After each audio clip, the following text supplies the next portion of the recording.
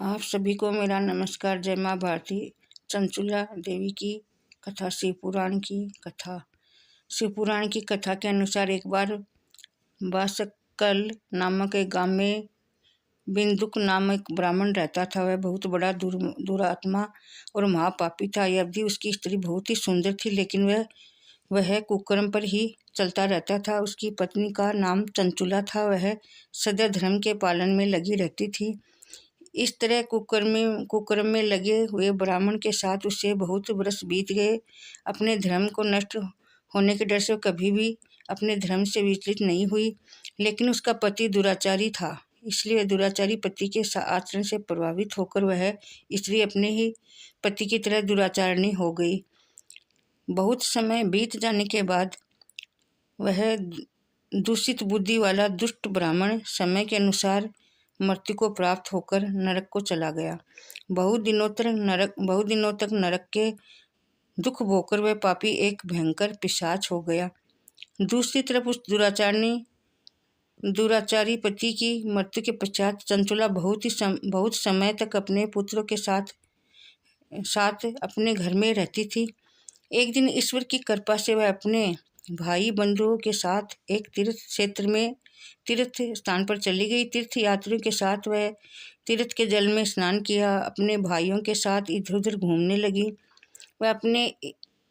वहाँ उसने एक देव मंदिर में एक ब्राह्मण को भगवान शिव की परम पवित्र और उत्तम पौराणिक कथा कहते हुए सुना। वह ब्राह्मण यह कह रहे थे कि जो स्त्रियां पर पुरुष के साथ अभिविचार करते हुए यमराज के दूत से बहुत कष्ट देते हैं। ऐसा सुनकर चंचुला के मन में भय से कांपने लगी। उसने विचार किया कि अब तो पति के साथ मैंने बहुत पाप किया, उन पापों का दंड भोगना पड़ेगा। इसके बाद उसे चैन नहीं आया। उसने उस ब्राह्मण से विनती की, हे प्रभु, मेरे ऊपर आप कृपा करें, मेरा उद्धार करें। मैं आपके प्रवचन सुनकर भय से काँप रही हूँ।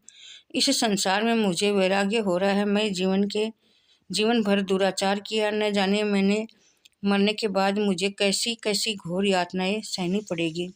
कौन मेरा साथ देगा? यमराज के उन भयंकर दूतों को मैं कैसे देख पाऊंगी? हे प्रभु, आप मेरा कल्याण करें। चंचुला के ये वचन सुनकर ब्राह्मण बोले, हे चंचुला, यह तो बड़े सौभाग्य की बात है कि भगवान शंकर की कृपा से शिव पुराण की कथा सुनकर तुम्हारा मन समय पर ही सावधान हो गया। पश्चाताप से ही पाप करने वाले पापियों के लिए सबसे बड़ा प्रायश्चित है। साधु संतों ने भी पश्चाताप का नाश करने वाला पश्चाताप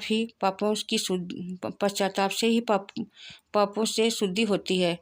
जो पश्चाताप करता है वही समस्त भय से मुक्त होकर के निर्भय हो जाता है। इसलिए ब्राह्मण पत्नी, तुम विषयों से अपने मन को हटाओ, भक्ति भाव से भगवान शंकर की इस पावन कथा को सुनो।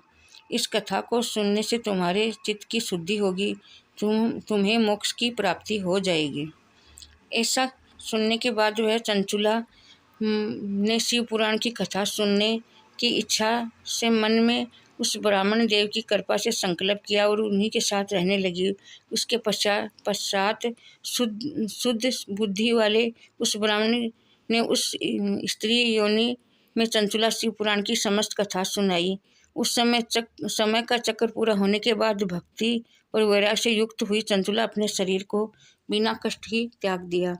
जैसे चंचुला ने अपने शरीर को त्यागा, भगवान शंकर का भेजा हुआ दिव्य विमान वहां आ पहुंच गया। भगवान शंकर के गणों ने चंचुला को उस विमान पर बैठाया और शिवलोक ले गए। वहां दिव्य रूप धारणी दिव्यांगना हो चुकी थी। चंचुला ने वहां साक्षात भगवान शंकर को देखा। उसके 5 मुख, हर मुख में उनकी 3 आंखें, मस्तक पर चंद्रमा सुशोभित हो रहा था।